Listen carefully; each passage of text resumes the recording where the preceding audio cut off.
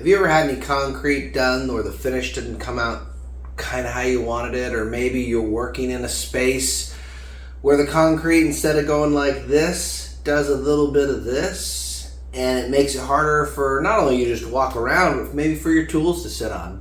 Well, today I'm going to show you how to take concrete where the finish looks pretty janky and makes it nice and smooth and level. So let's get started. If you've never leveled concrete before, it's actually a pretty easy process. It doesn't take a whole lot of skill. The important part is just that you're taking your time, you're following directions, and you follow the process. First, and most important, is how you prep your floor. Remember, dirt is the enemy of that adhesion process that's going on. So any dust or any type of material that you have on the concrete, you're gonna have to make sure that you get that cleaned and cleaned really, really well. You're also gonna wanna take down high spots or any places that you have that are wonky. See that I basically just scraped it down and that was fine. You may have to use a grinder or something of that if you've got a really, really high spot. So again, floor prep is really, really important, making sure that you have a good, clean surface that your top coat is going to adhere to. Second thing, and pretty much just as important, is going to be whatever primer that you are going to put down on the existing concrete. Remember, you can't just pour concrete on concrete. It's not going to stick very well, and it's just going to flake off and break apart.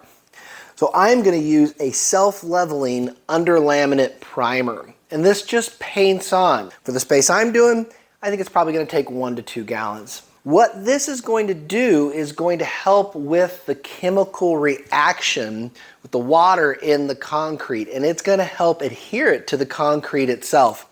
Once that's all done, it's going to be really important to let this primer set up. You're going to need to let it get tacky. May take about an hour or two. You do not want to apply the concrete to wet primer. It's just not going to work very well because it's going to absorb through the concrete and you're going to have this weird kind of funky look to it.